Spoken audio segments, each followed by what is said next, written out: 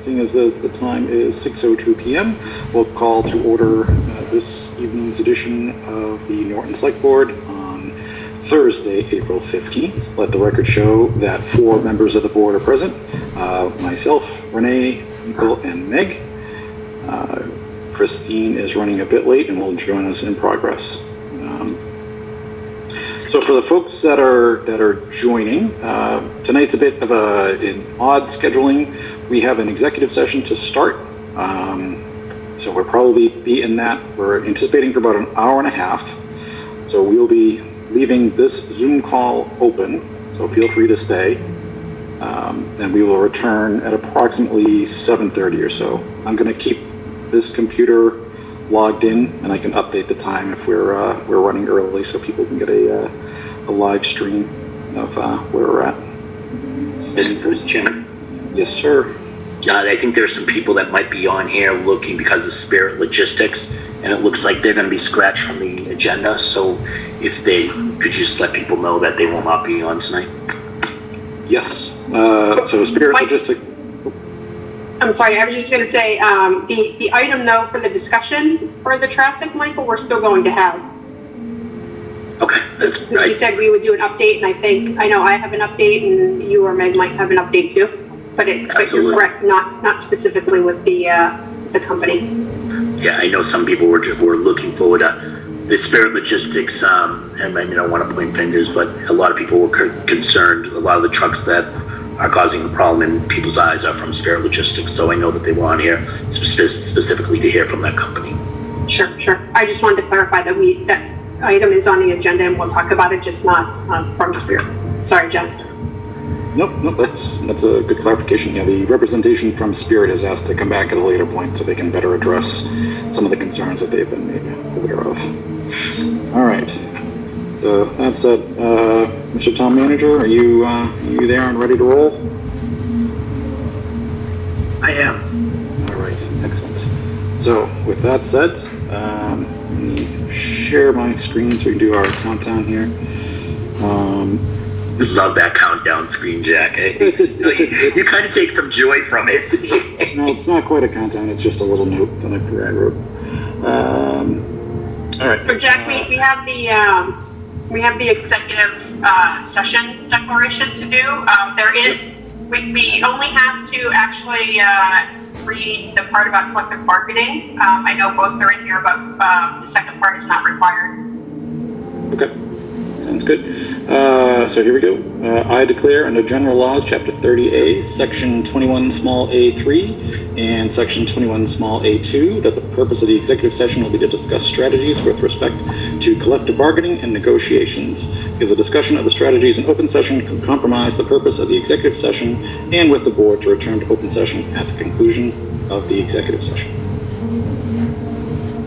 I move that the board go into executive session under General Law, Chapter 30A, Section 21A3 and 21A2 for the purposes and reasons declared by the chair, with the board to return to open session thereafter. Seconded. All right, so we need a roll call to go in. Meg? Yes. Michael? Aye. Renee? Yes. And I too am a yes. So everyone that's on the line, we will return to open session at approximately 7:30. Like I said, the Zoom room will stay open, and my computer will stay logged in. Everyone else will jump off and come back in. All right. Thank you very much for your patience, and we'll be back as soon as we can.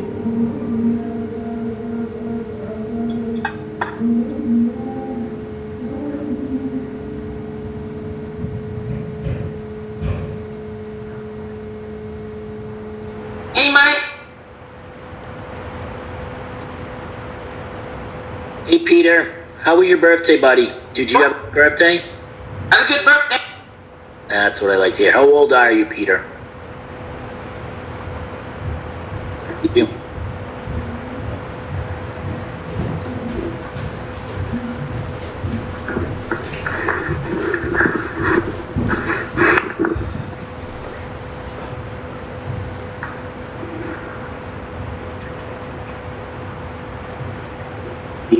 Everybody, thank you for your patience while the board was in executive session. Just need to wait a minute or two to make sure we have all 5 members back and ready to roll. Did we miss anything while we were gone? I'm hoping somebody sang Peter Happy Birthday again, because no one wants to hear me sing. Peter, how old are you, buddy? 35! 35. You don't look a day over 22. Yep! How you doing, Renee? Good, Peter, how are you? You doing good? Excellent. Hey.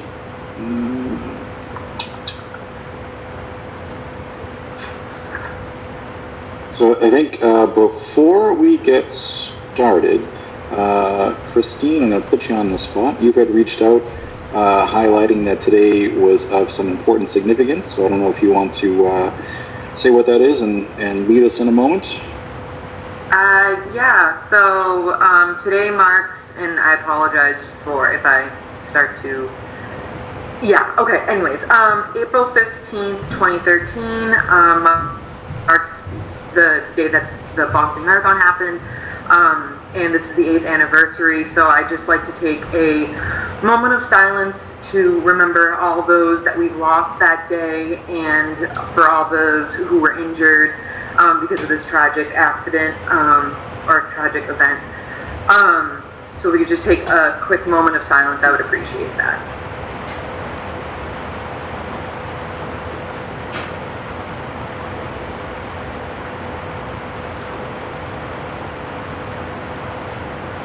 Okay, thank you all. And there's also one Boston Day, I'm sure everybody's heard of it. There's a kindness checklist. And they encourage people to do at least 4 of the 15 acts of kindness on this day. And of course, if you haven't done it today, every day is a good day to spread some kindness. So thank you to all the frontline workers now and who were there. Thank you very much, Christine. I can't believe it's been 8 years. It feels like it was just not too long ago. All right. Mr. Town Manager, we good to go on your end?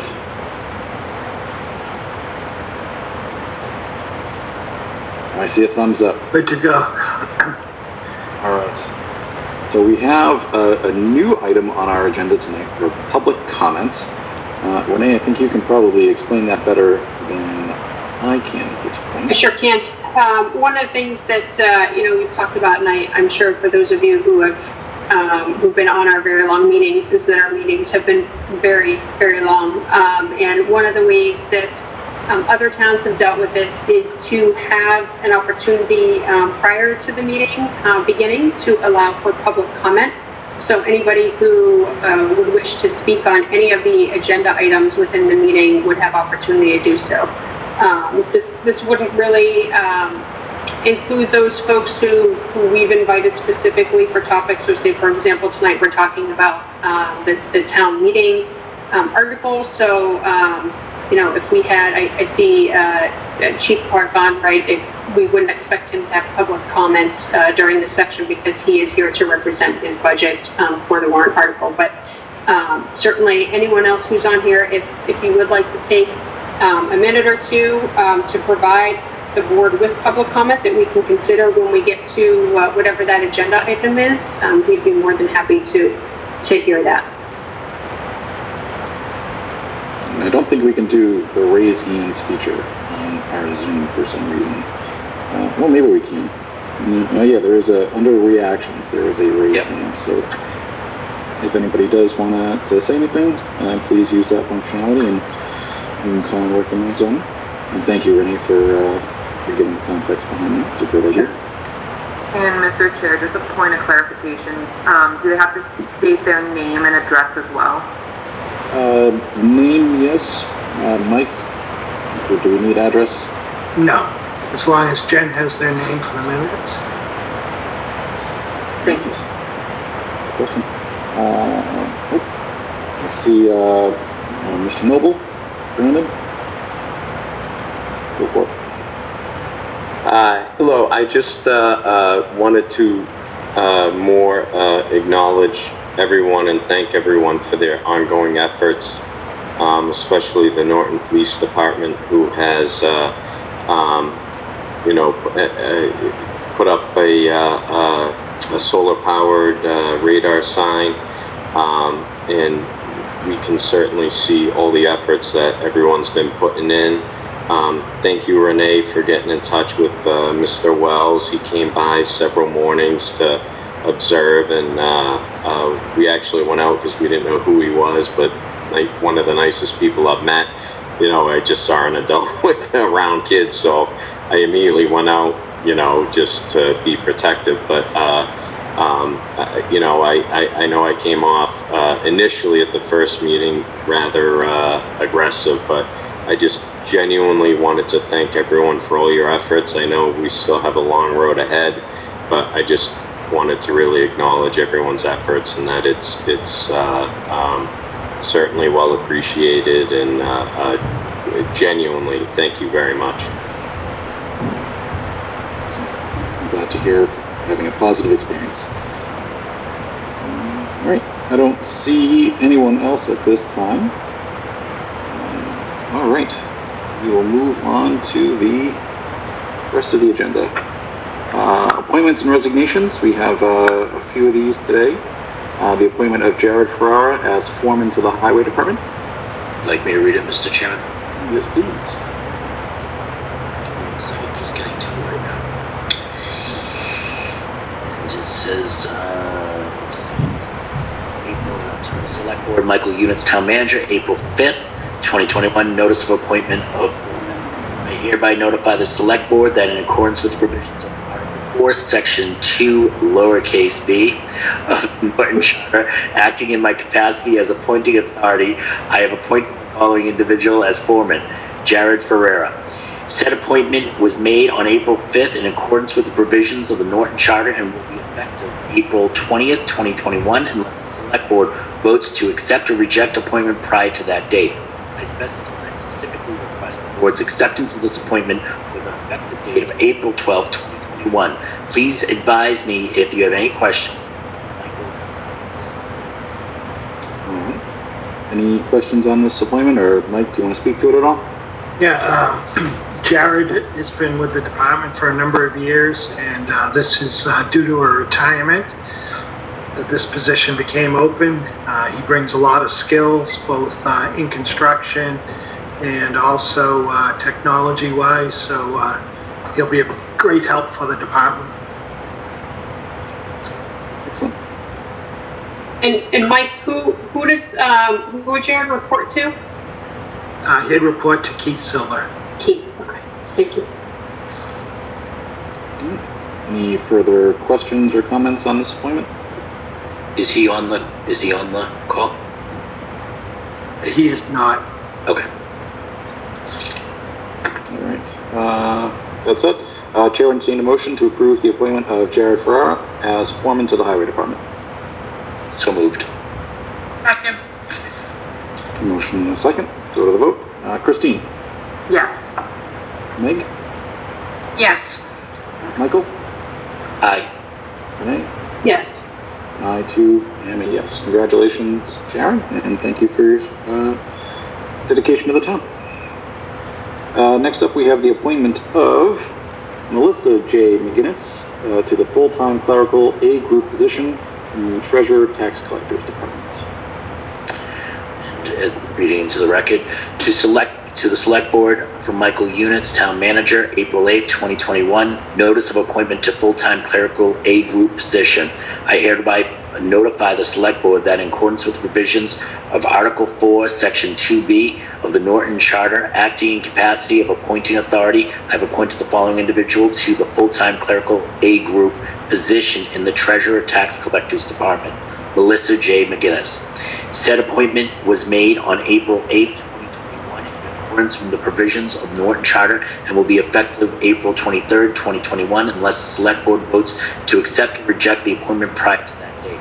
I specifically request the Board's acceptance of this appointment with the effective date of April 20th, 2021. Please be advised if there are any questions.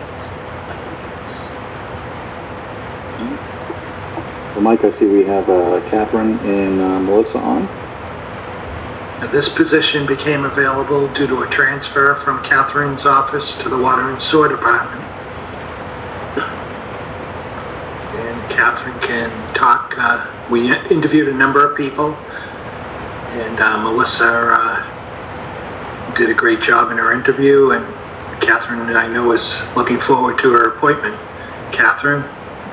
Yes, we're looking forward to Melissa starting with us on Tuesday. She came with some pretty good qualifications, very good customer service skills, so we're going to put her to the test, answer the phone, take care of the taxpayers of the town of Newton. And Melissa is on. Excellent. Hi everyone, just wanted to say thank you and looking forward to getting started on Tuesday. Wonderful. Yeah. Welcome aboard. Thank you. Any further questions or comments for either Catherine or Melissa before we vote? Seeing none, Chair will entertain a motion to approve the appointment of Melissa J. McGinnis to the full-time clerical A group position in the Treasurer Tax Collector's Department. So moved. Second. We'll go to the roll. Christine? Yes. Meg? Yes. Michael? Aye. Renee? Yes. And I too am a yes. Welcome aboard, Melissa. Congratulations, and see you on Tuesday. Thank you. Good luck, Melissa. Thank you. Moving right along, we have the resignation of Rob Kerr from the Recreation Commission. We have the insight as to why Mr. Kerr has decided to, no, it just says effective immediately. That said, Chair will entertain a motion to accept the resignation of Rob Kerr from the Recreation Commission. Now, do we have to vote on this? I think so. I don't think we do. We didn't, we didn't vote on the last one. Mike, I can't tell Mike now if Mike's still on mute, but he shakes his lips moving a little bit. Yeah, no, you don't have to vote. Okay. Mr. Kerr, thank you very much for your volunteerism. We wish you well. Similarly, we have the resignation of Christine DeVoe from the Economic Development Commission. I think I know why that happens. You win some, you lose some. That would have given us a quorum on the EDC, which is no bueno. So thank you for choosing us. So I guess that, Renee, that means you have a seat open. Christine was filling an alternate member seat, so we actually have 2 alternate member seats open, so if anyone is interested, they can certainly email me or email Mike, or any member of the board. We'd certainly love to have them. And not to say anything, Jack, but I think we have more fun on the EDC calls. Yeah. Just saying. We have had some long ones though, so especially during the review process, I think we went past 11 o'clock a couple times. Well, how many times did you dress up in a Halloween costume for EDC time? That's a good question. I don't think I did. Right? We win.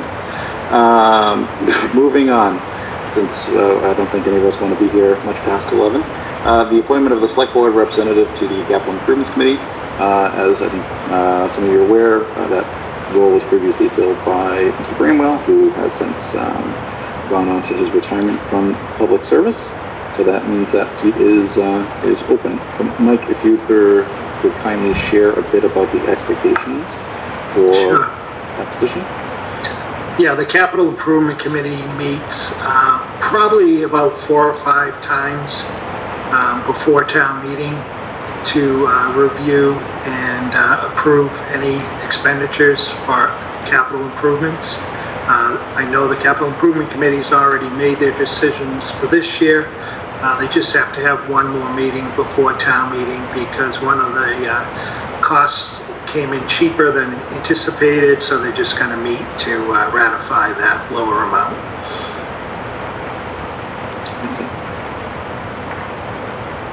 So, is And anyone interested? they do meet on Mondays at 6 o'clock when they do meet. Does anyone have any interest in volunteering for this appointment? I have one question. Is it just purely budget for capital improvements? Is that the only oversight or input? So the department heads that have capital requests present them to the committee, and they review them with the committee, and then the committee makes decisions on which capital items they can fund for the year. Christine, how do you feel? Sure. She does have some time free now Yeah, that she's on she- the meeting station. I was gonna say, I kinda need to fill sometimes, it's not Wednesdays, but I guess I can make Mondays work. I would like to nominate Christine DeVoe to the Capital Improvements Committee. Second. We have a motion and a second. Anyone else? All right. We'll vote. Christine? Yes. Meg?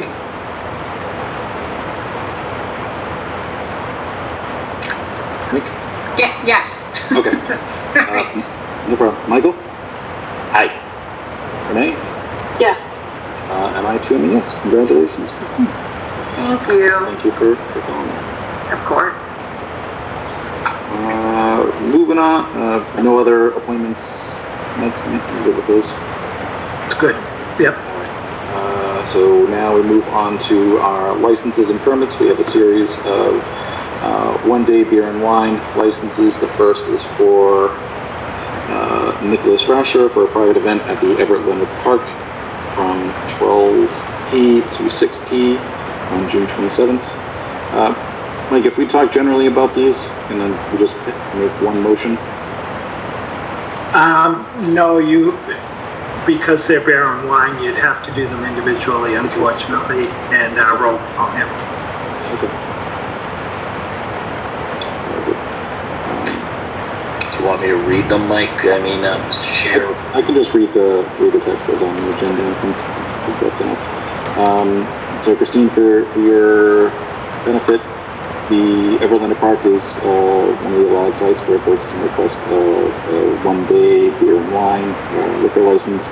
They just have to fill it out within our agenda packet. It gets reviewed by the police chief, the fire chief, and then comes to us for approval. With the COVID situation that's been going on, anybody that had planned a party last summer worked very closely with Sharon Rice and Parks and Rec, as well as Chris Zahner from the Board of Health.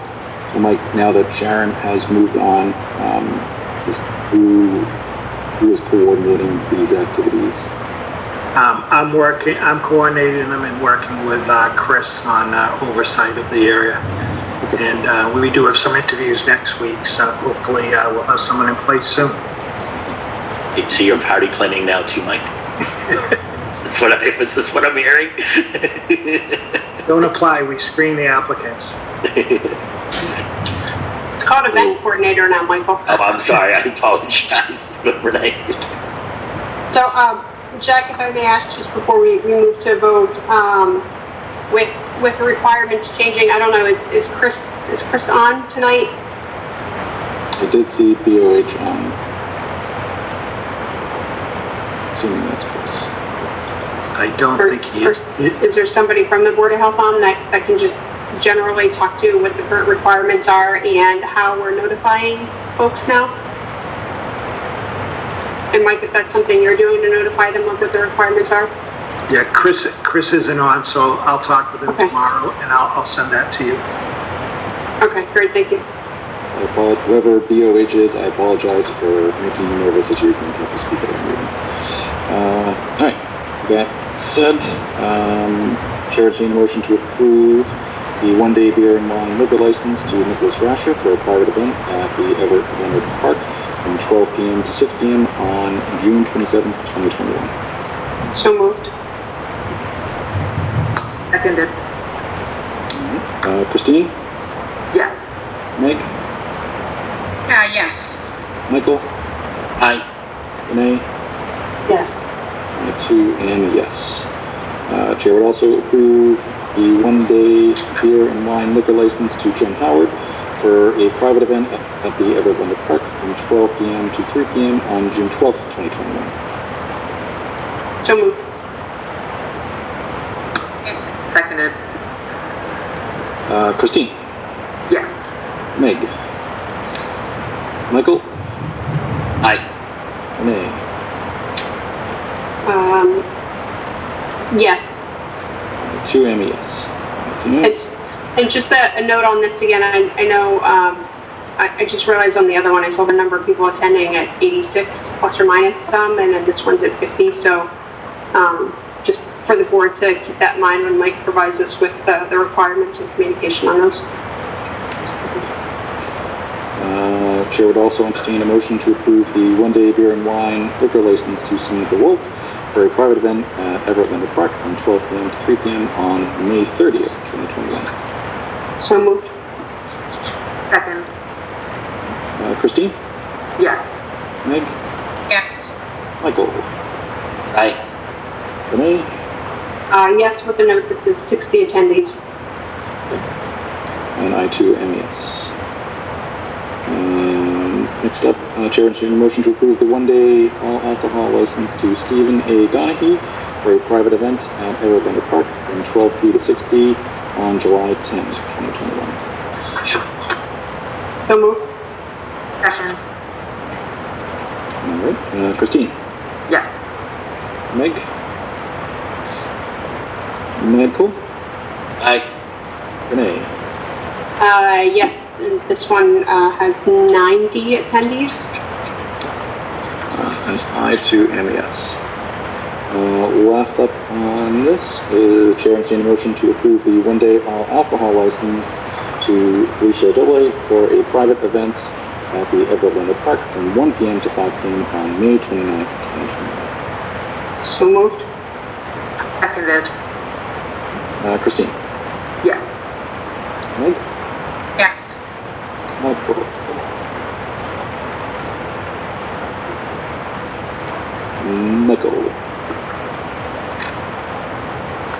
Michael, Aye.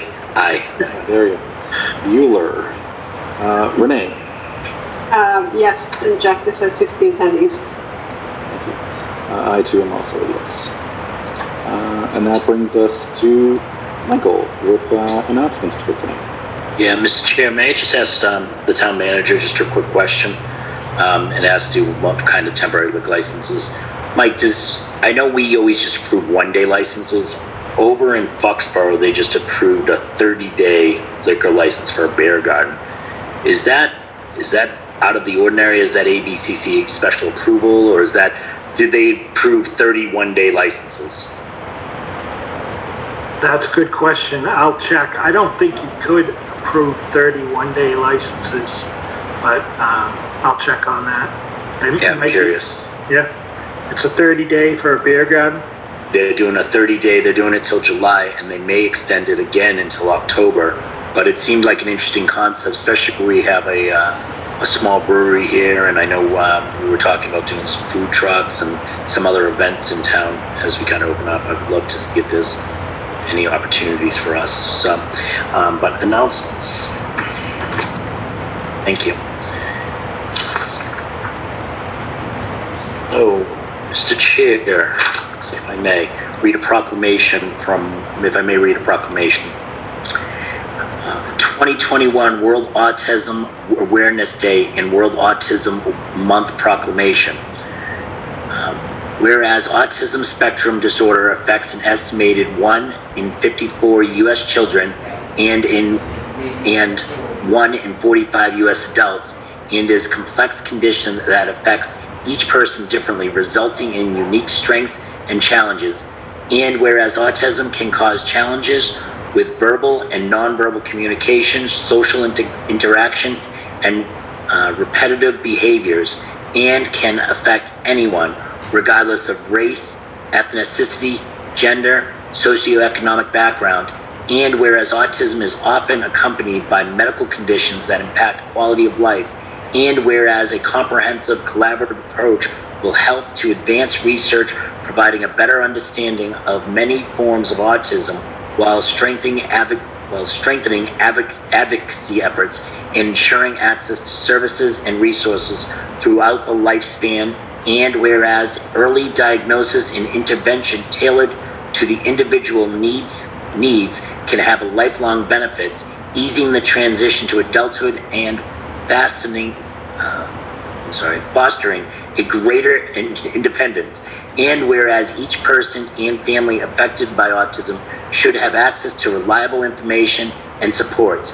And whereas autistic people should have opportunities to reach their greatest potential, and the whole of society stands to benefit from this. And whereas Bristol County, Massachusetts is honored to take part in an annual observance of World Autism Month and World Autism Awareness Day to address the diverse needs of individuals with autism and their families.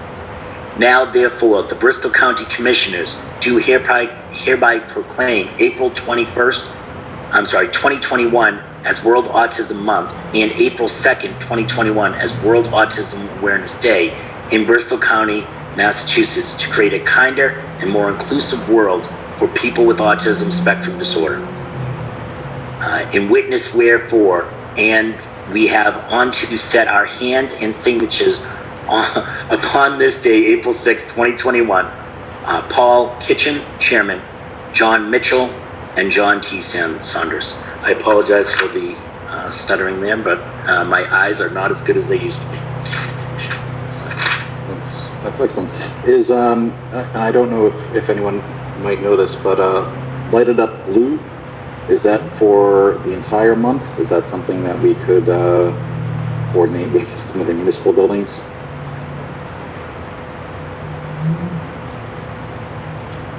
Nobody knows? All right, let's look into that and see what we can do. Chief Clark, can I ask Mr. Chairman, may I ask Chief Clark too a question? Please do. Chief, I know that you guys have also had patches made at times and so forth, and I know this year's a little bit tough and with all that's going on there. I know that you guys did do a post with the patch and so forth. Maybe you could just kind of discuss that a little bit. Yeah, so this is, it's funny you mention it because I just got a new fresh batch of patches in.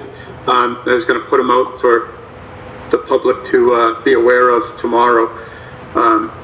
So they'll be available. Last time we put these out, we sent the proceeds. They were $10 each, and we sent the proceeds to the Doug Flutie Foundation. So we're probably going to do something similar to that again. We did sell out the last time, and people have been asking for them. So, maybe just to answer Mr. Conway's question, I believe that April 2nd is Lighted Up Blue specifically, but I don't know if anybody knows anything different. Yeah, that's what I thought. I'm disappointed that we missed it, but No, we didn't miss it. It was, I know the schools acknowledged it, at least LGN did it, and Chief, I thought that your officers had done it as well. I thought you somebody put something out on Twitter. Yeah, we did. I think, Jack, was your question about doing it the entire month? I didn't know if that was appropriate in recognition. But it sounds like if it's tied to April 2nd, a lot of recognition was done. I think we're good. Recognize the chief and his team. They do these little things, and then we find out like, oh, they're doing that. Oh, they're doing that. I mean, really, hats off to you for taking initiative on this effort and recognizing Autism Chief and pass the regards on to your team. Okay, thank you.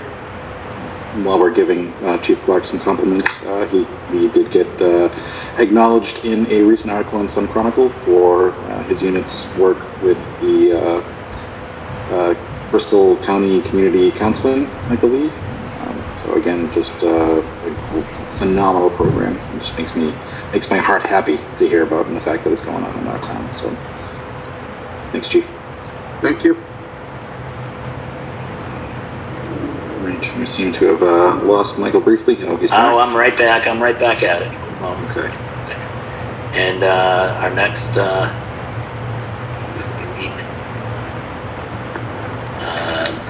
Yep. Should I read the whole email from Jen here, or? I would maybe do highlights. All right. So the mother. So hold on one second. Let me just kind of. I apologize. I did not review it before then. Maybe I'll just read the whole thing just to keep it simple. From Jen Carlino. Hi everyone. Hope you're all doing well. Thank you again for participating in last year's survey regarding the sculpture of Edith Reed. We're welcoming spring and the carving of another sculpture at Edith Reed Conservation Area land at 79 North Worcester Street. The Mother Nature sculpture will begin Monday, April 19th and expected to take 2 to 3 days. David Kavanaugh will be at the property carving the sculpture with large oak tree in front of the environmental center, formerly known as the Lodge. Everybody is welcome to visit the site during the carving. And we will be at the property in front of the sculpture, specifically at the dedication on Earth Day, April 2nd, 2021 at noon for the formal presentation and photography with the sculpture. April 22nd. April 22nd of 2021. The sculpture is made possible by a grant from the Norton Cultural Council and a donation from Two Sisters. Thank you, NCC and the Two Sisters, for their generosity. And the next announcement is, I apologize that I'm not.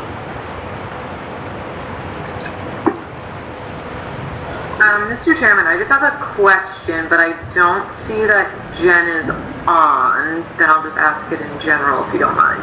Sure, Jen's on. Jay Reed. Oh, okay. Sorry. Looked right past it. Do we know what time the sculptor is going to be there sculpting? Because I know it's school vacation week, but then there's some people like me who have Monday off and want to go see it. So I didn't know if there was a time specifically that they would be there, just to let people know so they're not showing up at 5 o'clock at night and he's not there. I think she meant Jen Carlino. Oh, sorry. Yeah. It's not listed in the announcement, Christine.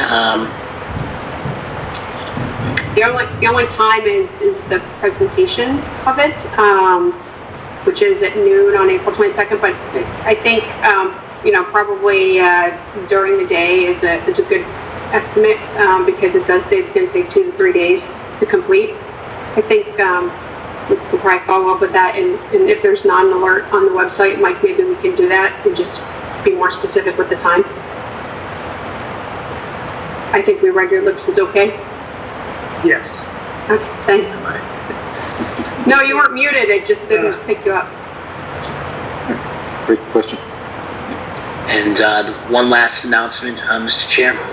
The Greater Attleboro Area Council for Children is doing a clothes drive fundraiser for Savers Clothes Drive. They'll have a drop-off center, formerly the Brennan School in Attleboro at 135 County Street, Attleboro, Mass.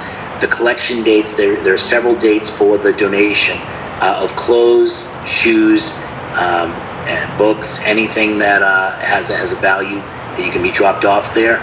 April 10th, which is already passed, but April 24th, May 8th, and May 22nd and June 5th. For any questions, feel free to call Brenna Vacone at 508-641-2777 for more information. Michael, just to note on there, they did ask for no books, no hard goods, such as books, but the clothing, shoes, bedding, towels, and accessories were acceptable. 9 to 11. Yeah. And it is contactless as well. Simply put your items in the trunk, drive up to the building, door key, lock your trunk, and a volunteer will enter your vehicle for you. I'm sure your spare tire is bolted down, just in case. I actually, I went this past Saturday, and they did a great job. They had about 3 or 4 people there. Somebody provides you with a receipt for your donation, and the others take the items out of your trunk. So it's pretty easy to get to as well. Very, very cool. Any other announcements from the board? No? We'll move on to new business. Discuss and or vote to approve the Norton Police Association and Norton Police Superior Officers Association contracts. So for those of you who joined us around 7:30, you may have noticed that we were still in executive session. These were some of the contracts that we were reviewing. Voted to approve. So that said, anybody want to speak to those, or go right to the vote? Quick overview on that, or just what the contracts are, what the years they're covering, and not all the specifics, but Sure. These two contracts, there's one contract for the Norton Police Superiors Officers and also for the Norton Police Association. And these will cover 3 years starting on July 1, 2020. And the contracts for both are 2% increases, and then increases in educational assistance and training stipend, as well as establishing in the superior officers grades for sergeants, detectives, and also resource officer.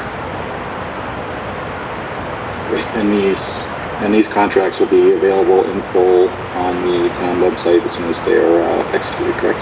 They will. Correct. All right. Chair, entertain a motion to approve the Norton Police Association and Norton Police Superior Officers Association contracts. so seconded. Motion and a second. Christine? Yes. Meg? Yes. Michael? Aye. Renee? Yes. I too vote yes. Mike, thank you for bringing those up. Another matter of formality, vote to accept the town manager's composite performance evaluation as reviewed and delivered on April 8th, 2021. We simply forgot to vote to accept the review as presented before we got off the call. Mike, I know you sent an additional document today with your self-review. Would you like that amended and included within the review document for record? That's fine, and if we can get together on the goals in the future, that'd be great. Yep, absolutely. So Chair would entertain a motion to accept the town manager's composite performance evaluation as reviewed and delivered on April 8th, 2021, with the addition of the self-review provided to the board today. So moved. Seconded. Christine? Yes. Meg? Michael? Aye. Ray? Yes. And I too say yes. So, Jack, I think, yes. I'm sorry, before we move on, can we look at the calendar and let's get that on the agenda for the objectives and the goals? And given that we have the town meeting on the 8th, and we have quite a bit of meetings before then, maybe we can plan to do it at our meeting on the 13th, if everyone will be in attendance. May 13th seems fine to me. Works for me. That work? Works for me. Great, thank you. All right. So, actually, Mr. Chairman, just real quickly, procedurally, I'd like to come up with the plan of, how that meeting's going to work, if we're going to kind of give ideas or suggestions, and we kind of into like a pool, and then we can kind of work through some of those, or, I don't want to get on the call on 13th, and we're like, oh yeah, we're just kind of sitting there, what's this meeting for, and so forth. I'm not sure if some structure or so forth needs to come in. So how about I'll put some thought into that, and I can present sort of the framework that we can review at our next official meeting. That'd be great, thank you. And Jack, I would say we have this section within the performance evaluation, and I believe there are quite a bit of bullets on that, so I think that's a good starting point. Okay. Sounds good. All right. Anything else on item 2? All right. Moving on to item 3, which I think is my favorite one on here for the use of vis-a-vis. It is the discussion of South Worcester street traffic vis-a-vis home market foods. I know we had originally asked for or expected Spirit Logistics to attend. They had asked earlier today for some more time to coordinate a response. So Mike or Chief Clark, you know, who's going to lead the discussion on this at this point? I think the chief could talk about the sign that he just put up and other measures that he's taken. So good evening again. So we continue every day to be down there, you know, at different times to show an area of enforcement. About a week or so ago, we put up the speeds calming sign. I know that it was commented on social media, you know, what's it about? So I made a response to that. The only other thing that has occurred is the town manager got a call from a Woodard Street resident that has concerns about opening the Woodard Street gate, and we did follow up with that person and told them, you know, at this point in time, that's not something that has been confirmed to happen. They were concerned about trucks coming out of there and taking a left on Woodard Street. But, you know, from an enforcement area, you know, we continue to be down there. The speed calming sign is up. That's where we stand right now. Just so you know, Chief Clark, I also had a chance to speak to that resident, and you know, he was, you know, it's one of those things, and it was very much like Mr. Noble's situation where it may have been an outlier, right? But and it's one of those things that we just kind of obviously you're looking for and so forth. But it was a 18-wheeler coming around the corner and looked like it was almost like a blind going too little fast for the road, or too fast for the road, I should say, and looked like it almost hit a bus that was stopped. But luckily it didn't. But I know this individual. I had a conversation, and same with Mr. Noble. Like these are very scary situations when it comes to our children. So it's we appreciate that you're doing this. It's not an easy fix. So. Mr. Chairman, may I ask a question of the town manager and the chief real quick? Can they give any color without the actual details of the are they comfortable giving us any color of the preliminary conversations with Spirit Logistics at all, or they're not comfortable at this point? I can just say that I talked to their attorney today, and he said they're committed to doing whatever they can to help the neighbors, and but they just wanted to make sure they had everyone up to speed and in place when they come to your meeting to talk about it. It's good, because when you hear that when the lawyer says, "Hey, we're gonna kick punt and come back later," you never know why, but it sounds like they're more than willing to kind of. His actual concern really was about being here. I think that he's not licensed to practice in Massachusetts. He's in New Jersey, and so he's getting a local attorney to work with him. So. Okay, great. Mr. Chairman, just on that point, I haven't had specific conversations with Spirit, but I will say that, you know, from what I see, I think you got their attention.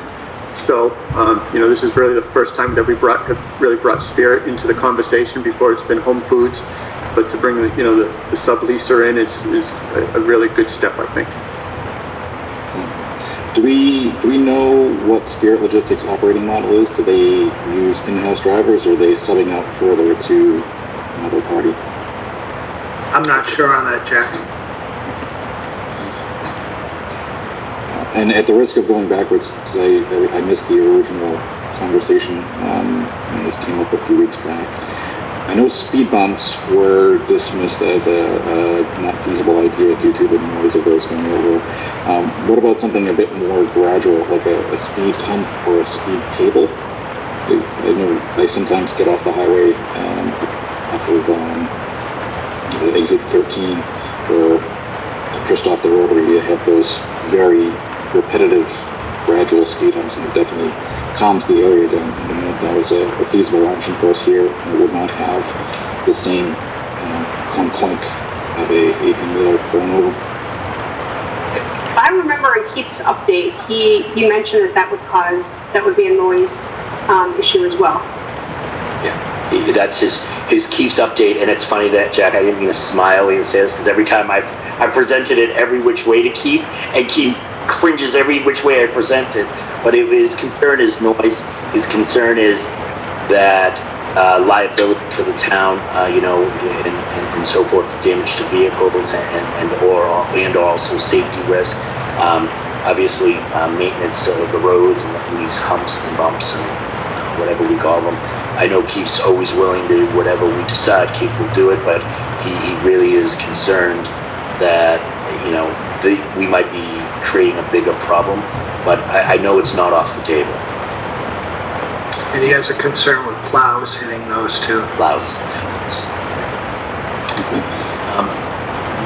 Mr. Chair, I also asked Mike to come up with a procedure on how to allow the town. Massachusetts has certain guidelines that the town has to follow to allow the select board to adjust speed limits. And I've asked Mike to kind of outline how we can maybe look at that and maybe take that up a vote either at a town meeting or here. I'm not sure of the exact procedure, but Mike, maybe you can update us on that. Sure. Yeah, that would be something at the October town meeting. We would have to adopt the Mass General Law that would allow the selectmen to lower the speed limit, say, to 25 miles an hour. Instead of doing traffic studies and speed studies and all that. Right. Yeah. Jim Clark, as a general rule, would you be opposed? I mean, obviously, just sight unseen without seeing everything written down. Is your feeling that this is a positive move, negative move, or you just need more information? As far as if the select board may put that on the town meeting in October. No, I think it's a positive move. I mean, when I put every time I put something out about speeding cars, in particular when I put the speed calming sign on, like you can see the list of comments. It's on every street, everywhere. So to give the select board the power to reduce the speed limit, I think is beneficial.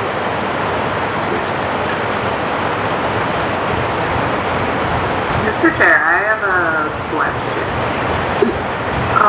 I'm not sure who this is directed to, but one of the things, of course, I wasn't on the select board at the time, but I was on that meeting, and one of the things that concerned me was the drivers joked about not having licenses.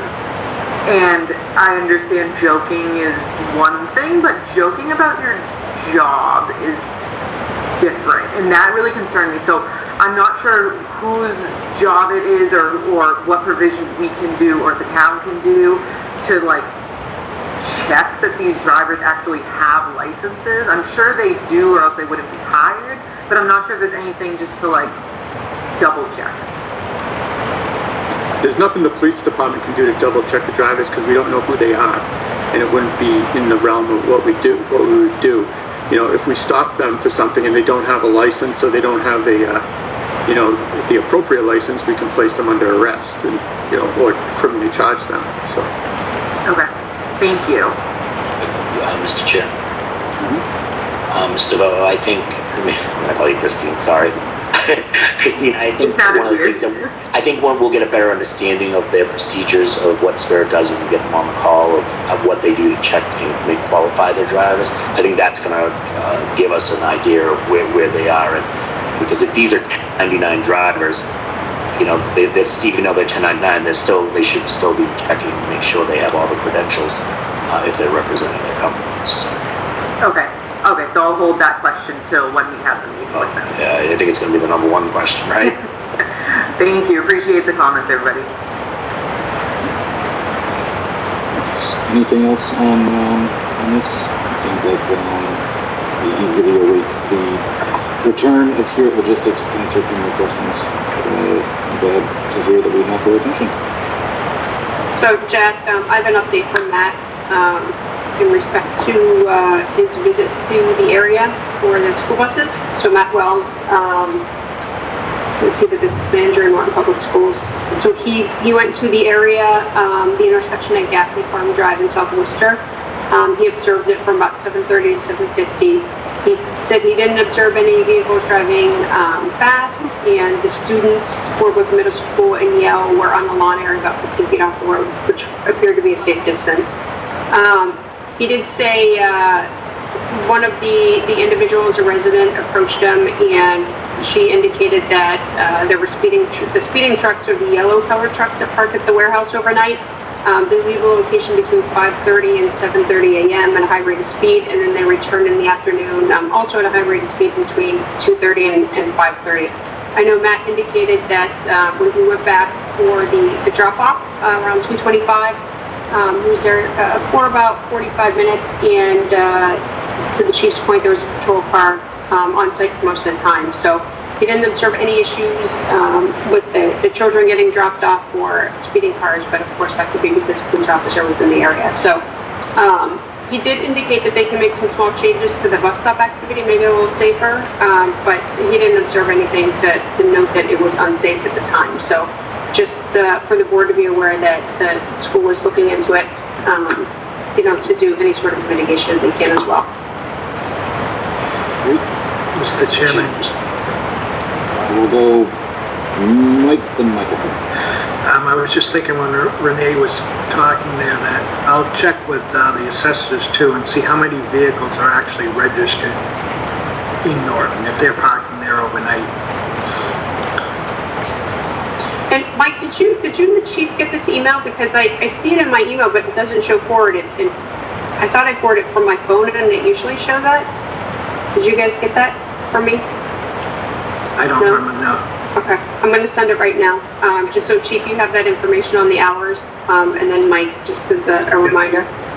Thanks. And apologies, I thought I sent it on my phone early one morning, but I don't see that forward notification on here. Mr. Chair. Two things. Mike, can you also check with the fire department? I know that I don't want to speak out of turn here, but I know that they've had some difficulties with Spirit as well. So if we're going to get them on here, I just want to make sure that those issues with the fire department are squared away as well. I think they may have cited them or something. But I wasn't sure if they responded or not. And if they have, great. The other component is, can we also, as we're trying to nail this down, one of the problems is we've seen it personally, is on Dan's property, that other property next to Cisco is driving through there and then leaving through that front gate. Can we speak with Dan to make sure that they're not, or somehow there's a barrier or something to kind of block that, right? I mean, I want every property to be responsible for the traffic that they have. Do you know what I'm speaking of? Yes. Yeah, so at this point, we were trying to nail down to find out who's really, really responsible for the traffic here. What I don't want to do is hold Spirit responsible, Home Foods responsible, and it's the other guy his truck's coming through, cutting through through Home Foods, Home Market Foods. So I think it's an important component to this as well. Speaking of Home Market Foods, I see Dan Anderson has raised his hand. I believe he's involved with Home Market. Dan?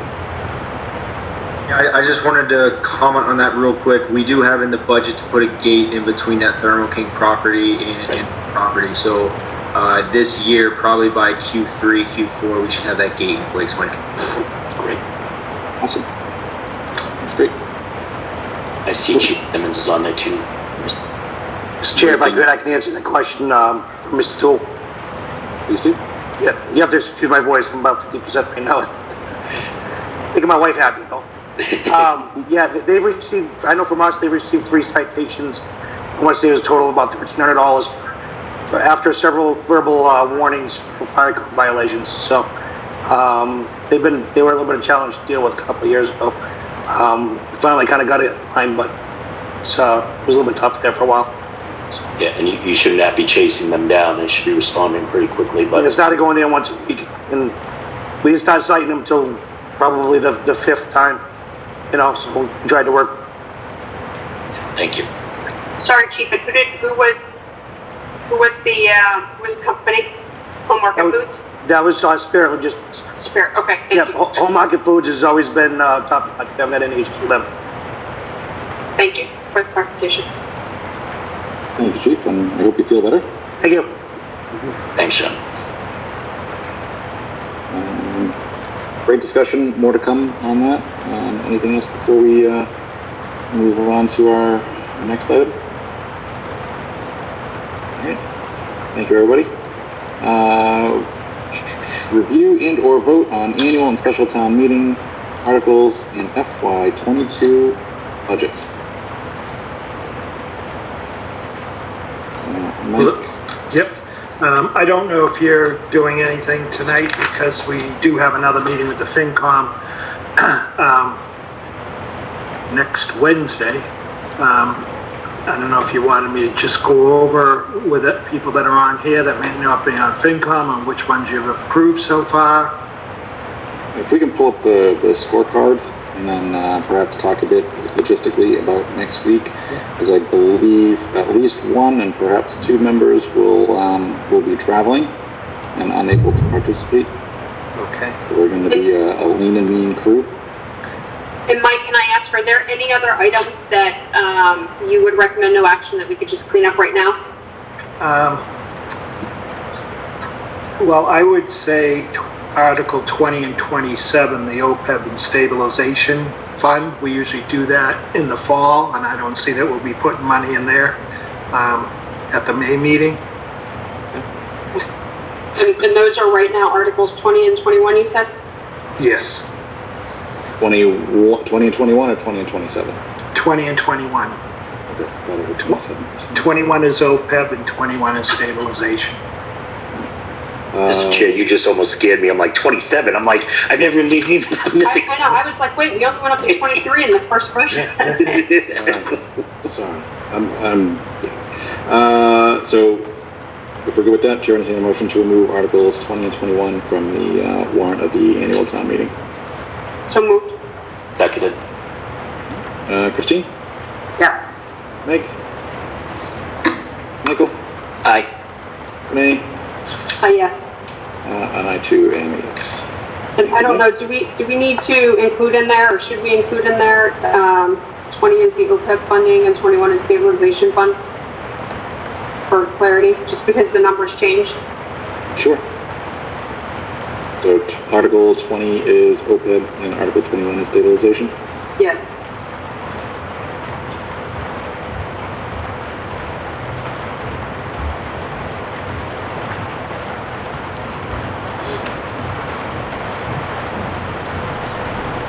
So Renee, I know you are traveling. Michael, I don't know if you are. You are. Okay. I'm hoping to be on it, but right now I'm traveling, so don't expect me. If you are traveling, then that's fine. Your time is your time. All right. Especially with all the extra meetings that we have been cramming in. So anytime it needs to be present as well. So for Christine and Meg, are you guys both able to join on, is that Wednesday at 7, Mike? It is, yeah. Yeah, we were. Okay. Well, at least up for quorum. All right. You want me to share the screen with the score sheet so far? Yeah, Yes, please. Okay.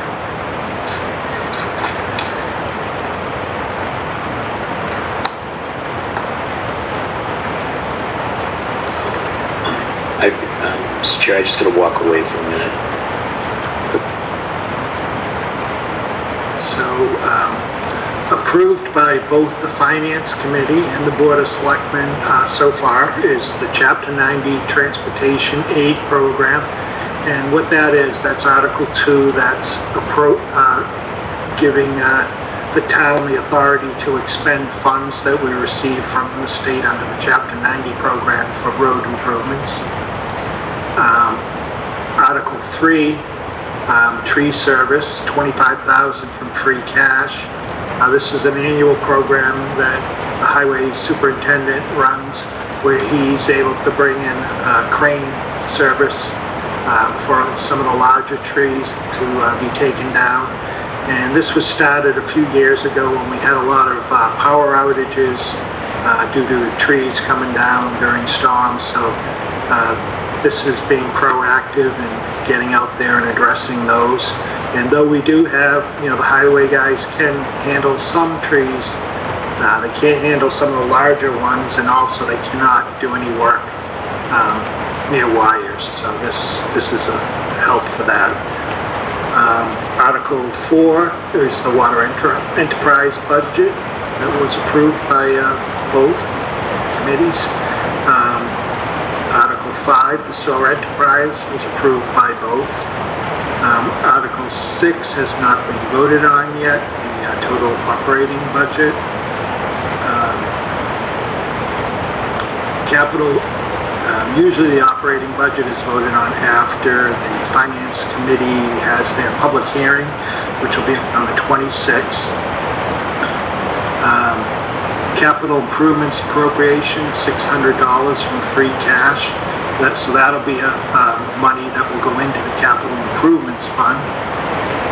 Mike, did you say 600 or 600,000? 600,000.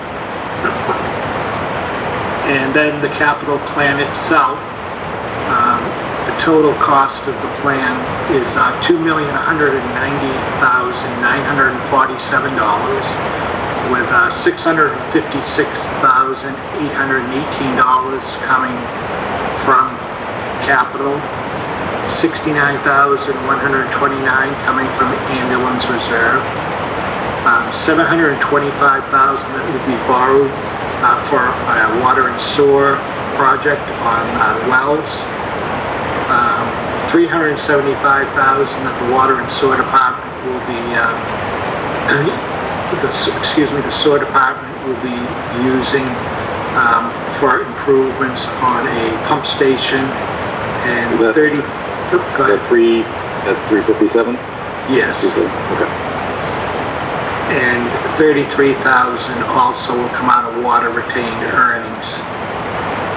And $350,000 is other transfers that water department is transferring from previous articles where they had money still available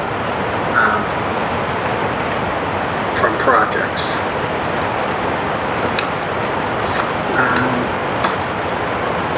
And Article 9, this is to rescind $700,000 that was previously approved for the East Main Street water project.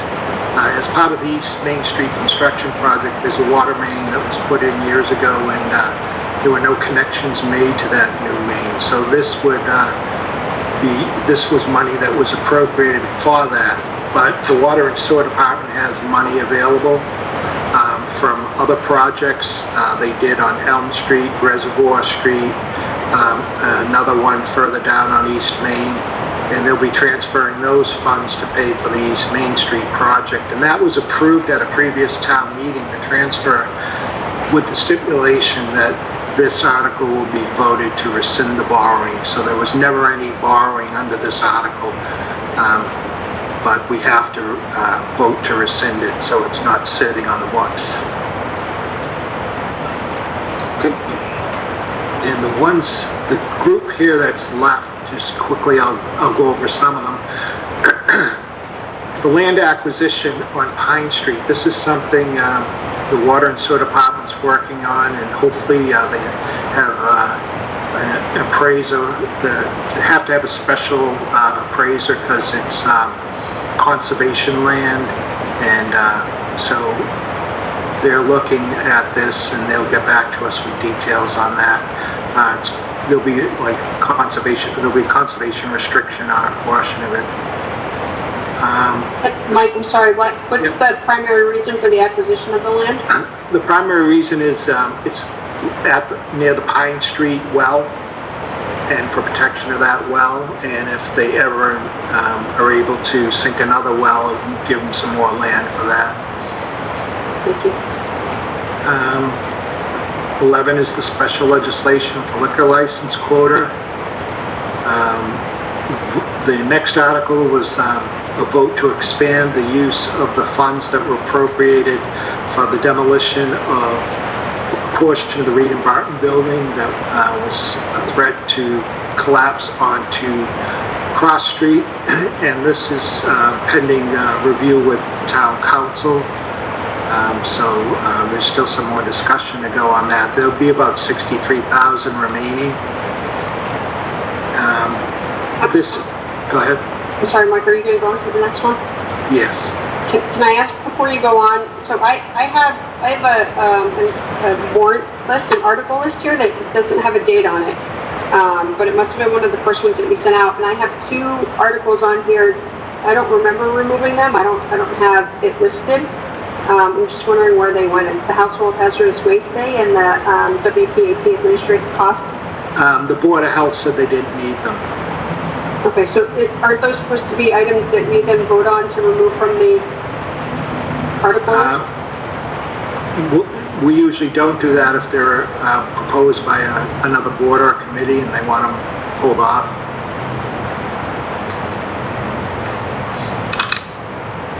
Is that the correct protocol? Because I thought once we close the warrant and we have the articles and provide it to FinCom that they're there and so we take action on them. Once it's posted, then you couldn't take them off. Right. Where it's not posted yet, the No, I know final that warrant. Right, I know we can take them off. My question is it appropriate protocol that they're removed without the board voting to remove them? That is always the protocol that we're followed. Okay.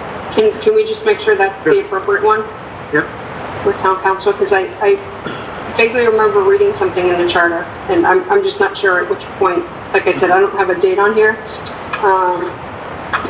so I don't know when this was sent to us, but I thought it was when it was sent to the FinCom. Okay. Thank you. Yeah. The next article, this is being reviewed on Monday by the 9 Lives Shelter. So this article, Waste Management wants to expand onto the property where we currently have our animal control facility and where 9 Lives is. And what this would involve, the agreement on this would be that Waste Management would build a new animal shelter and a new 9 Lives facility on land that Condyne owns at the entrance to Commerce Way. And once that building is built and up and running, there'd be a transfer of that land, that property and those buildings to us, and we would transfer our land on Hill Street to Waste Management.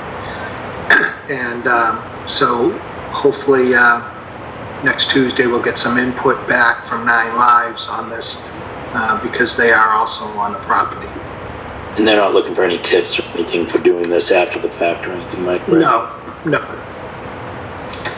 Mike, why was this property selected? Because isn't this like prime industrial property? And given the amount of requests that we've had in the past 6 months, I mean, I don't remember which parcel specifically. 2 parcels down in that area have been looked at. Mm-hmm.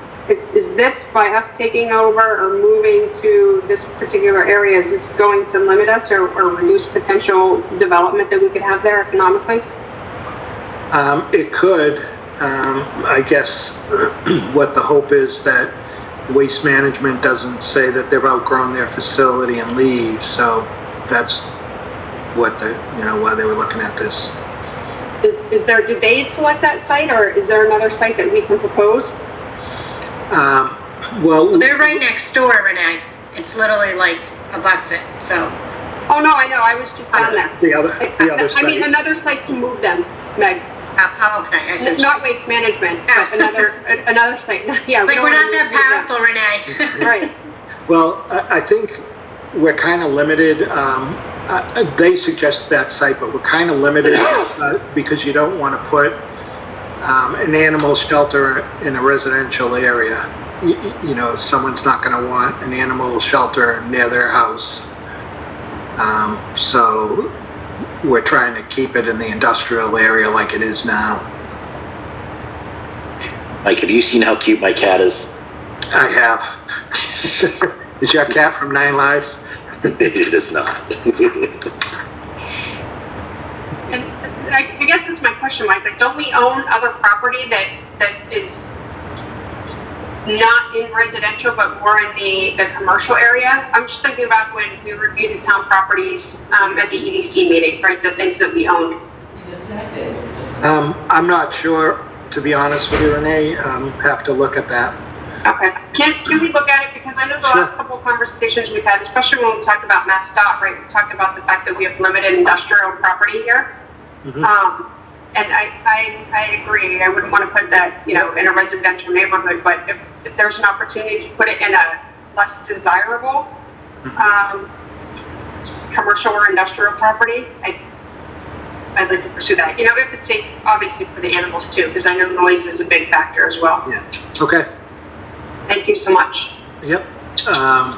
The next two articles will be addressed on the 26th at the Finance Committee.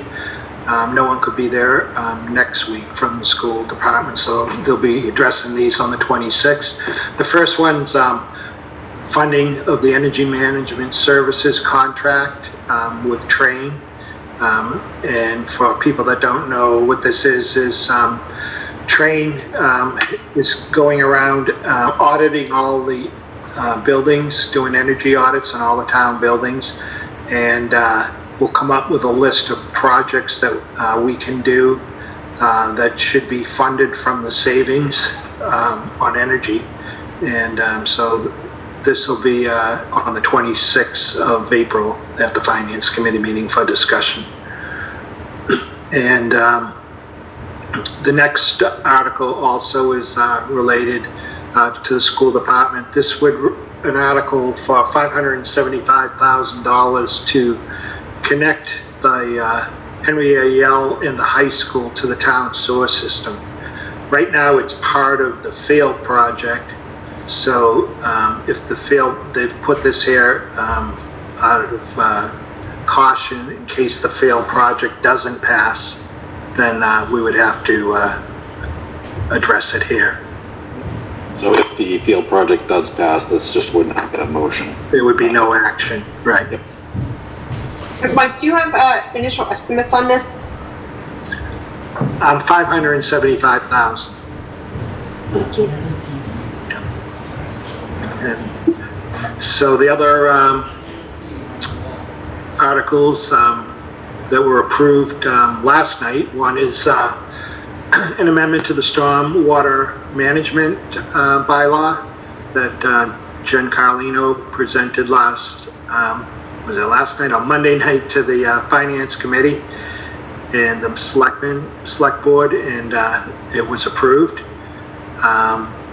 The next one is a zoning bylaw amendment to allow an applicant for a marijuana facility to apply for building permits after, right now you can't apply for a permit until you receive your license from the state, correct, Renee? And this is kind of a delay in people preparing to construct. If someone's going to construct a building and they have to wait till they get final approval or at least start the process going through the planning board, it could lead to a long delay. So this was just an oversight, and the bylaw has been amended. You hit the nail on the head. It was an oversight, and it's not only a delay, but we've made it impossible because they need the building to be erected before they have the CCC actually inspected to give them the final license, which we said they couldn't do until they got their final license. So that, and if you guys remember, the addition of new definitions based on changes in regulations. And the next zoning article is the amendment for the property that Renee was talking about earlier on East Main Street, just to the east of 495 on the north side of East Main Street, right next to Dunkin' Donuts, and where the state salt shed is and land behind it. And, you know, after a number of years of talking with the state and our state reps, and the state has decided that they will put that land up for sale so it can get back on the tax rolls. And the best use for the land was to rezone it from residential to industrial, because it's right off the highway, good access, and could be a prime location for a decent sized business to come into the town and help generate some revenue. And the last article that was approved by the Finance Committee, recommended, by the Finance Committee and the Select Board, was a petition to rezone land that is on East Main Street by White Ave.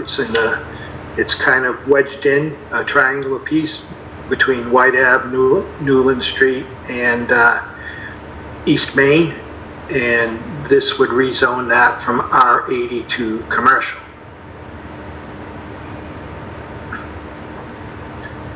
So, Mike, I know Michael had reached out regarding making sure that this was not considered spot zoning. Have we gotten any sort of ruling back on that yet, or opinion?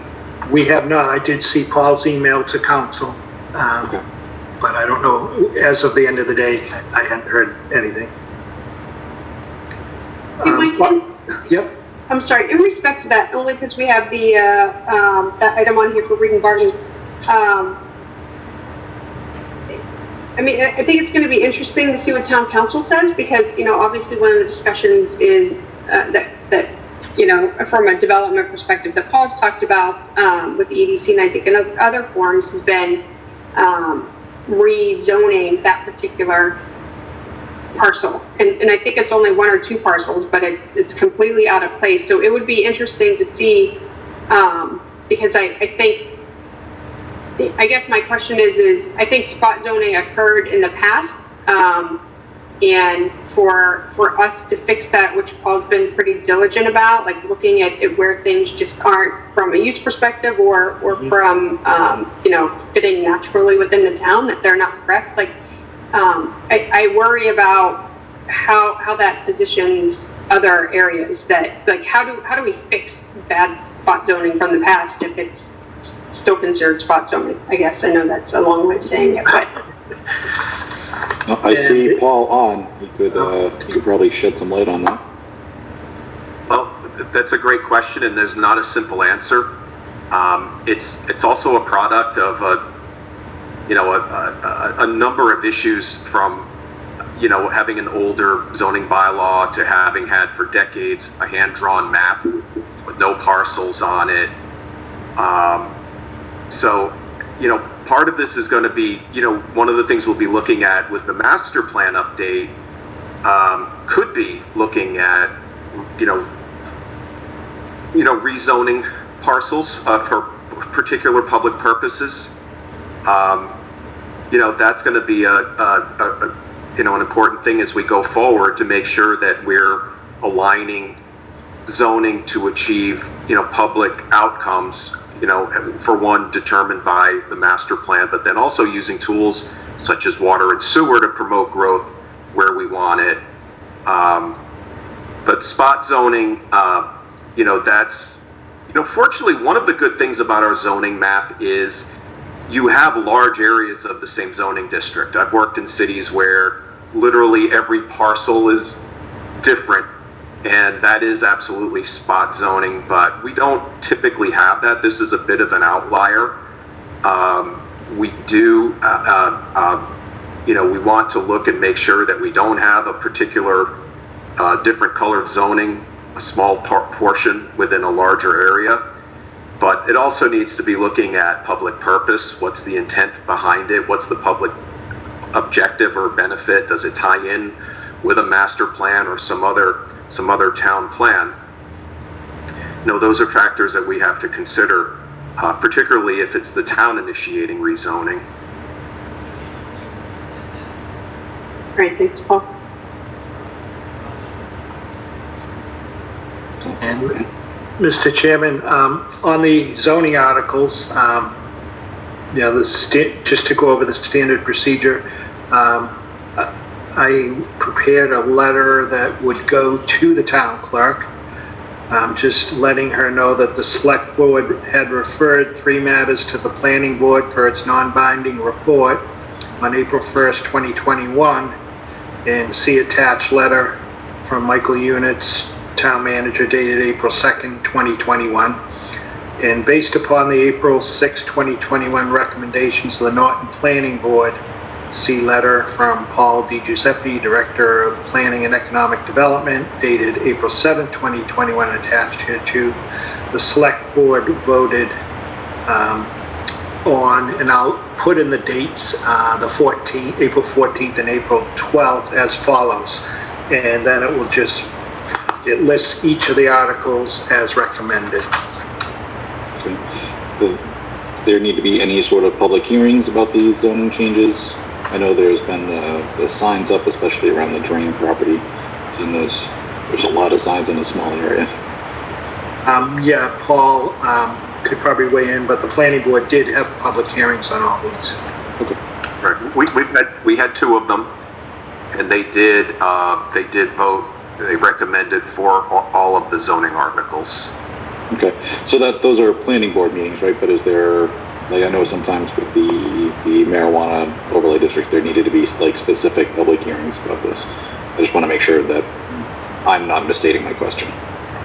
No, they're following the procedure because in our charter, any zoning proposed changes to the zoning bylaw, which could be rezoning of the map or changes within the zoning bylaw itself, have to be voted on by recommended to town meeting by the planning board. So we met that obligation, and of course FinCom as well. So I think we've met all of, and the select board, so we have everything voted on at this point. So there aren't any other mandatory meetings that have to take place between now and town meeting. Okay, so that was my question. I didn't know if there needed to be not a planning board vote meeting, but a public hearing, like an information session. Sounds like there's not. So awesome. Thank you. For clarification, Paul, the public hearing is when they vote, correct? Once they close the public hearing? For planning board, yes. Yeah. And which they've done. They closed the public hearing and then they voted on it.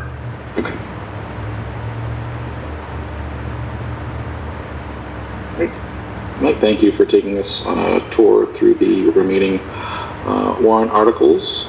Well, what's interesting is I know it must seem like on the long meetings with the finance committee, when you go through the list and you realize, wow, we actually have accomplished quite a bit. So we're getting there. So is it, I know we don't post or we are not required to post the warrant, I think until either a week or two prior to town meeting. Is it possible to post a draft warrant? At what point does that become feasible? I know it's sort of a living document. There's tweaks and adjustments. I think the only problem you'd have there is someone would get a draft warrant and then they'd be at town meeting and if something changes, they'd be screaming at you because I didn't have that on my warrant. This is what so I think it would cause some confusion. I mean, they're available if anyone wants to see it, and they can come in, but at least we could explain it to them that it's just draft. And then on the special, hey, Mike, I'm sorry. Yep.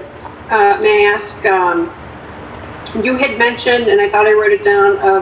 Did you say that FinCom's having their public hearing on April 26th? Yes. So is that on the annual town meeting and the special? No, they have a budget public hearing. Okay, just on the budget, not on the zoning articles? No. Okay, perfect, thank you. Okay. What, they just answer questions, Mike, in that, or is it just to receive feedback and? It's just to allow anyone from the public wants to come in and make any comments on the budget. They take comments from the public. Is there a posting of the budget available somewhere that they can look at beforehand? Yes, we'll make sure it's on the town website. And on the special, the first article will be the vote on a new senior community sports center, a new town hall, and a new athletic complex at Norton High School and the Henry A. Yell Elementary School. And the building committee is coming to the finance committee next week, 21st. The next one is a placeholder So if that guy that ever called, we don't even know if this guy was calling about any land behind the town hall, but he left the wrong number and no one's been able to track him down. So it's just we're holding it there in case a miracle happens. This guy's sitting there saying, "Why don't I figured they want this? They'd be interested." The next article, this is from the building committee for feasibility study augmentation, $1,500. They're really looking for, and they'll talk on this on the 21st for their architect. The rail trail, Home Depot, which is Article 4. This is the TIF that was approved by the board, both boards. For what number is that, Mike? Article 4 on the special. That's 4 now. Okay. Yeah. So that was approved by both committees, and we're looking forward to Home Depot coming to town. And it will be a 10-year TIF starting at 80% the first year and then progressing down through the years. The next one is reserved. We have next Tuesday we have a rail trail committee meeting. We have $125,000 in the account right now, and we're meeting with the attorney and the engineers to see if they think that's enough to cover any possible acquisitions that we have to make. And as I had explained before, as part of the rail trail project, the bike path is going right on the property that Mansfield always has owned, that they bought in bankruptcy court. But the attorneys were concerned that it was a railway, and in the past the railways sometimes took land and sometimes they just took rights across land. And they found there's about 66 parcels that the railroad had only taken rights across the land. They never owned it. But as far as any compensation, it shouldn't be that great because nobody has anything on that path right now. They're not being assessed for it. If you look at their plans, they don't even know they own it. It's just a title issue and that we're trying to get straightened out. But as part of the process, we'll have to ask the people, those 66 owners, hopefully will donate any rights that they had on that property. There'd be nothing to compensate them for because they don't own any trees or shrubs or bushes on that property. So we're just hoping that the $125,000 will be more than enough to cover any costs with that. But we'll find out hopefully on Tuesday night. Those 66 properties represent the entire length of the trail? Is that Yes. all the, okay. It's not all the properties along the trail. Some of it, they were taken, actually taken by the railroad, but there's 66 of them that weren't. Mike, when this is done, will Mansfield still own that bike trail? No. Right now, the bike trail, it's owned by MFN now. It was transferred to the MFN, the Mansfield, Foxborough, Norton Sewer District. So it will still be owned by MFN. When it was transferred from Mansfield to MFN, we made sure that in the deed, it said that Norton and Mansfield would have rights to put a bike path on it. Hey, Mike, on this particular one, I remember maybe a couple years ago when we had something else with easements and we had to sign like each individual one. Is there a potential that we'll have to sign 66 Yes. before the town meeting? I don't know if you'll have to do it before the town meeting, but eventually you will have to do that. Okay, thank you. I'm gonna guess that doing that e-signature is gonna be more trouble than it's worth. Sorry, Jen. She's gonna have to know that. The next article, Article 6, was also approved on the 14th by both committees. And this is authorization for the Board of Selectmen to dispose of a parcel of land on East Main Street across from Leonard Street. And this would be, it's a 9,000 square foot parcel that has a few title issues to it. And so this would be where the roadway would actually go to get into that land that the state's looking to sell. So this would authorize the Board of Selectmen to dispose of, sell that property. And that was parcel 78, correct? Yes, correct. And the next article that was approved, this was an article that the highway superintendent requested. He's had to pick up a good deal of items on the side of the road that people just think they can dump anywhere. You know, mattresses, TVs, chairs, couches, and he doesn't have enough money in the account to keep up with it, and he's requesting $3,000 from free cash. Does the police department or Keith have the right to fine someone if they do catch someone, or if they are able to? Is that something that's a bylaw or something that the select board should look at in the future? Is that something that we haven't addressed? The police do have the right to fine someone. It's a tough, like you said, you got to catch them. Right. You know, it's really tough to catch someone actually doing it, but they can. I want to make sure we have the instruments if we need to. And the next articles haven't been taken up yet. Prior year bills.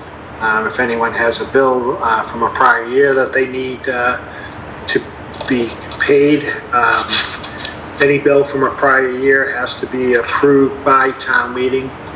So we'll be bringing that up later at meetings. Separation expense. This is, we're calculating that right now. This would be for any cost for retirement for people in town that retired this year. Collective bargaining agreement will be to approve what you voted on tonight. And then the other articles are just operating budget supplements if any department is short and needs money to get through the year. And if water or sewer needs money to get through the year. Right now, I don't believe water and sewer will, but we always leave them there just in case something comes up. And then the last two articles, the first article was would be the capital improvement appropriation, but it was voted no action on these last two at the last meeting because there's no need to add funds for this year. This would be only for if there was a project going on this year that needed more funds. We would have to put money into the capital fund, and then we would have to amend the capital plan to take that into account, but there is nothing that needs that. So Mike, we voted to remove these. At what point are they going to be removed? Tomorrow. Okay. And then can I ask on items 8 and 13? Yep. These seem like pretty standard items, and I'm just wondering, why are they on the special town meeting?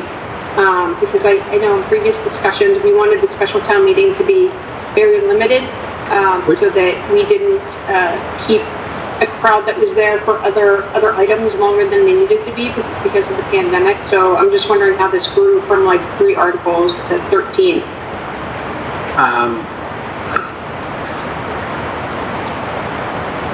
Let me see. I think the only one. I mean, some of the other ones I understand, like the tip makes sense, right? Because it's going to draw a large crowd. But like, how did we get the ones that we see all the time, like the separation expenses, the collective bargaining. Oh, Why are those on special and not on annual? Because their separation expenses are funds that would have to be paid out, this year. There are some that would have to be paid out this fiscal year.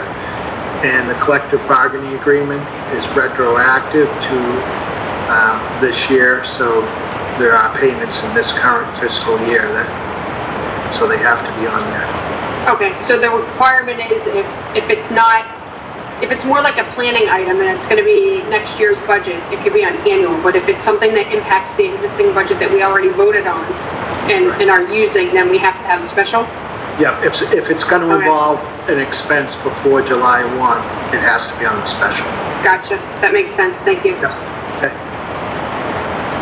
I'm sorry. Will you finish? I'm done. Yeah. Have location. I know that you and I spoke quickly about location.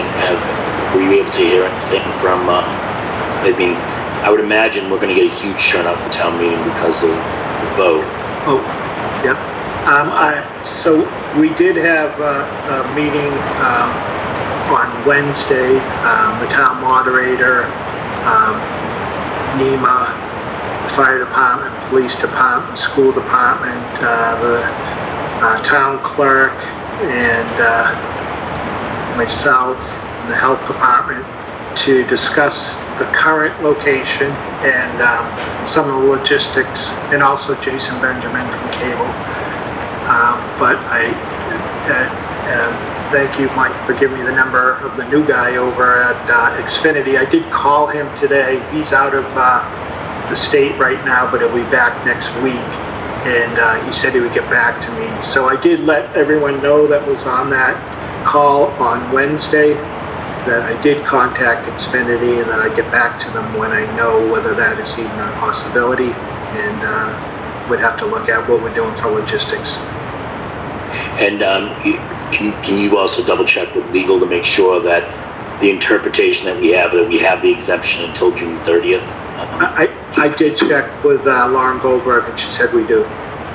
So, Mike, I'm confused, and I don't understand. We asked this same question for our previous, right, for the annual during the initial part of the pandemic, and then October, the same thing, and she told us, and I remember her being on there saying that we could not go outside of the town. Like, I don't understand how we get, and this is not your issue, but I don't understand how we're getting different guidance when the conditions haven't changed. I'll ask her when the legislation passed. Maybe it might have passed after we had afterwards. I think it passed after the first town meeting in the summer. I think it was right before October, and I think we were already pot committed in October. I think it was because they passed the legislation to do with the general election. Well, I guess back to your point of being committed, at what point are we going to be able to, I mean, we're 23 days out from the meeting, be able to actually change the location? Right? I mean, we should figure out what that is and be prepared. And, I agree it's going to be a big meeting. I mean, the good thing is we have the football field, we have parking lots. I'm sure that we can, I mean, we do, right, Founders Day there. So there's probably something that can be done. But we should know what our timelines are if we don't now. Yeah, I mean, if we can get Xfinity and we can communicate it, I think we should look at it, and it's within the budget, obviously. If they want $20,000 for it, that's probably not in the budget, but you can get that, I would think. We don't want to tell them that's okay, but we would use CARES funds for any expense to hold a town meeting like that outside town, because that would be a reason we did it. It would also eliminate, Renee, any rain date or anything like that as well. Right? So. Well, I think it's parking lot. I don't think they're opening the doors, right, Mike? Right, probably is. I think it is in the parking lot. I'm going to be with the Mansfield town manager tomorrow, so I'm going to ask him, because they're doing theirs there, and ask him how they're setting it up. If it's, it might be an option. Well, if Yeah, we get a lot of rain and we're on the football field, it'll just make the case of why we actually need new facilities. That was Right. Matt's concern. It will be bad, trust me. He figures tomorrow night, I guess they play there tomorrow night. Yeah, tomorrow's their first home game.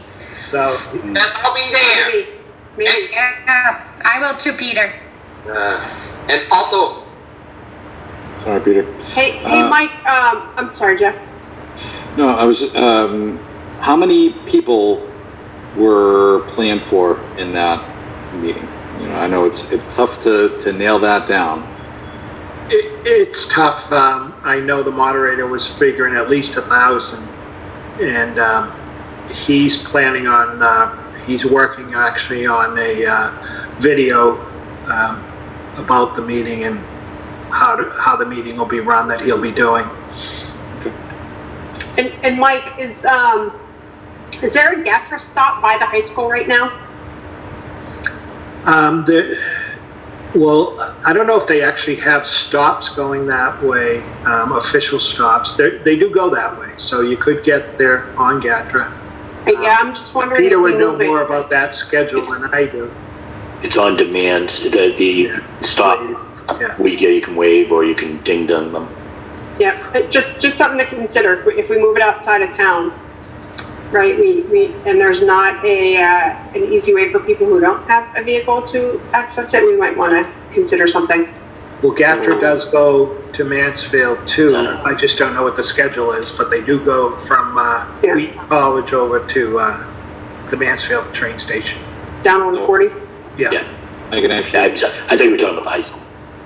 Yeah, I can speak to the GATRA. I heard from Beth Rossi today that GATRA will provide transportation to the town meeting to Norton residents who have a disability and or are over 60 years old.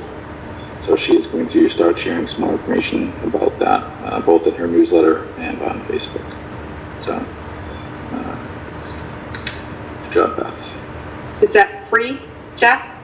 Is that why? Okay, but the others could use it if needed. All right. So I know, given that two of you will not be around on the 21st, would we like to discuss and vote the Article 1 on the special about the debt exclusion projects? I've lived that for nearly 2 years here. I could answer any questions. Michael, Renee, and Meg, I think you've sat through at least a few presentations on this. I'm comfortable voting. I feel like we voted already. I thought we voted. I do too. We've probably voted 7 times on yeah, this. I feel like we voted. Well, I think we voted ballot, we voted move it to special town meeting, we voted to put on annual town meeting. Yep. We signed it. We've. So one thing I would like to clarify, and it's something that I had either forgotten about or was not aware, the value for the town hall portion, this 23.3 million, that includes the demolition and fixing of the exterior wall of that extended part of town hall. So that is a clean walk away type of thing. So that's another large chunk of that budget that helps explain why it's eye-popping for so many people.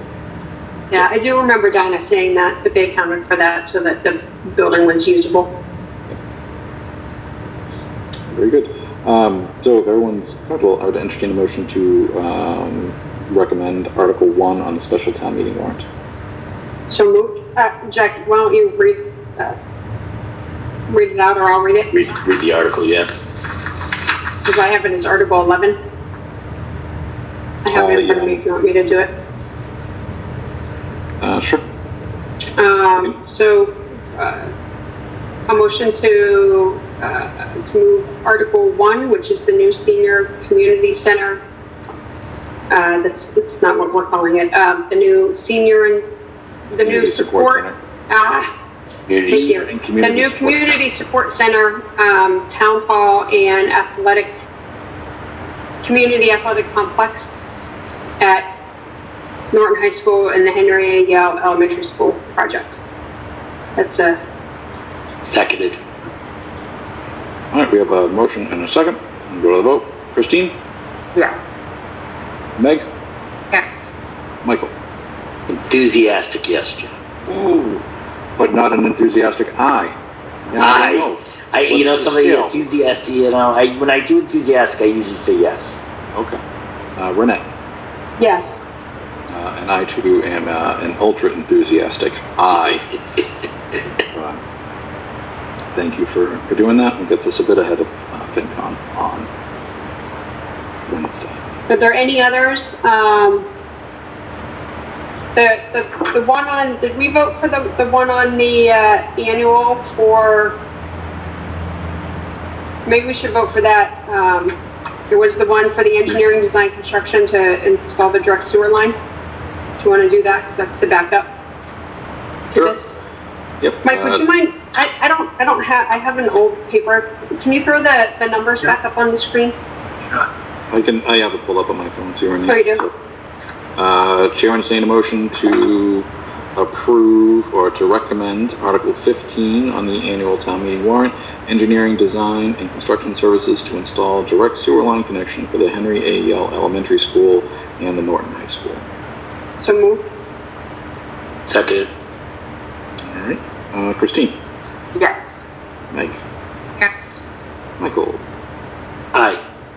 Renee? Yes. I too am yes. Is there any others that we can tick off here? I know we're going to talk special legislation in a second. Don't see anything else. I'm not seeing anything. We did the tip already, right? Yes, we did. Do we do the feasibility study?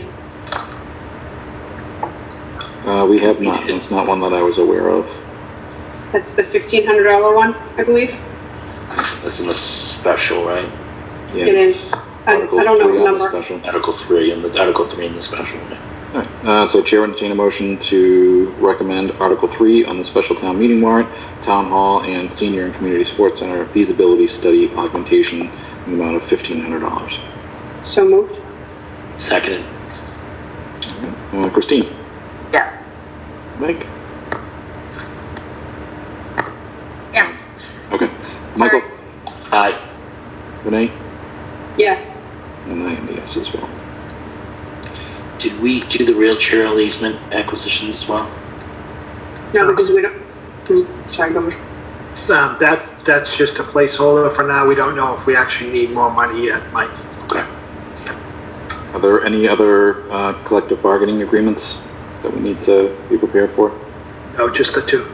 All right. So we've already approved the contract, so now we can do the article, right?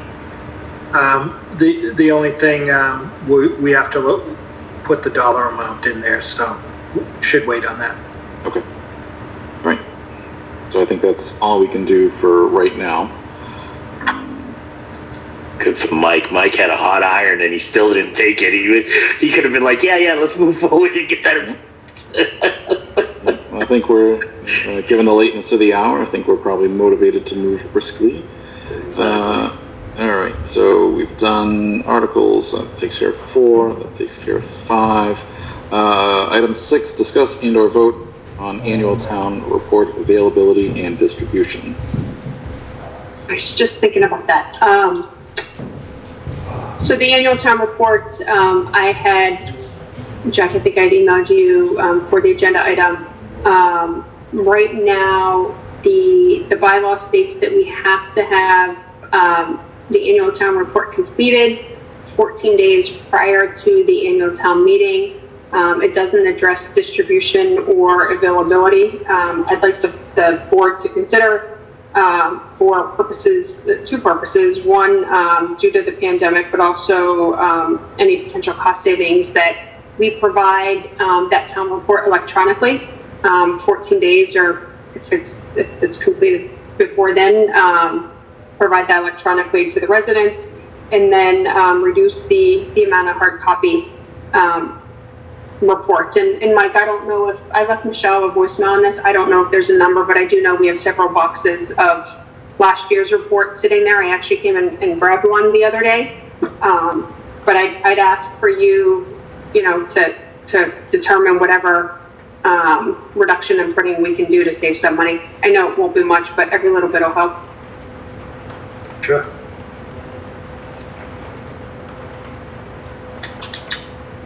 Anyone else have any thoughts or comments on that? No, I think it's a good idea. I think as I was actually going through a couple other towns, and it looks like people are taking that with COVID, Renee. I think a lot of people are publishing it electronically this year. We have, I think from Before the 2009 on, right? I think 2009 on too. We have them out online anyway, so I think it would just be nice if that, we meet the requirement. I mean, the requirement only says completed, but the intent is that it's completed and available to people. So I think electronically is a great option. I agree. Can we just make it like an announcement once it's available, like on our meeting, and then somewhere else on like the town website, like big bold right when you get on the town website so people can see it? Because I know there's a lot of complaints about people not being able to find certain things, and especially because this is very important. I think if that's a possibility to get it right in their faces when they get on the website, if that's a possibility. You can pin it to the announcement, so Charlene has the ability to pin certain announcements for a period of time up top. So this would probably just be one of those things that she pins up top on the announcements side.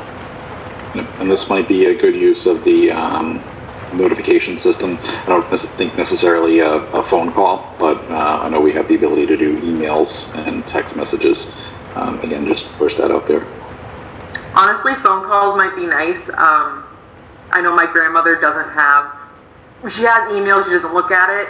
She looks at it like once a month. So for, the elderly people in town, or even people who just don't technology, I think phone calls, if we're able to do a phone call, would be nice. Easy 25-year-olds. Who you call? You don't receive them now? 25-year-old, all right?